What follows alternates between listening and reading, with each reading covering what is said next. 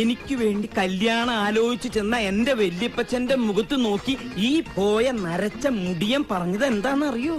നിരപ്പേൽ മത്തായിക്ക് ചുമ്മാ തെക്ക് വടക്ക് നടപ്പല്ലേ ജോലിന്ന്. എന്നിട്ട് അവസാനം ആർക്കാ കെട്ടിച്ചു കൊടുത്തത്? ഒരു ഡോക്ടർക്ക്. അന്ന് എനിക്കാണ് അവളെ കെട്ടിച്ചു തന്നിരുന്നെങ്കിൽ ഇപ്പൊ നീ നിക്കുന്നിടത്ത് ശശി തരൂരിനെ പോലെ വെളുത്ത് സായിപ്പിനെ പോലെ ഒരു ചെക്കൻ എനിക്കുണ്ടായാനേ. ഇതിപ്പോ മരപ്പറ്റുമല്ല കോക്കാനും അല്ല, അങ്ങനത്തെ ഒരു സാധനം. അതെങ്ങനെയാ?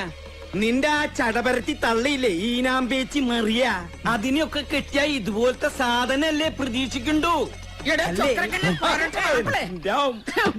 ഞാൻ എന്നാടോ എനിക്ക് ചടപരത്തിയായത് ഈനാമ്പേച്ചിയായത്?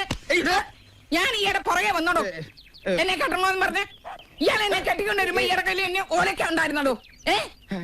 എന്നെ കൊണ്ട് മുഴുവൻ പറയിപ്പിക്കണോ? ഞാൻ ജയിച്ചു, ഞാൻ ജയിച്ചു, ഞാൻ ജയിച്ചു.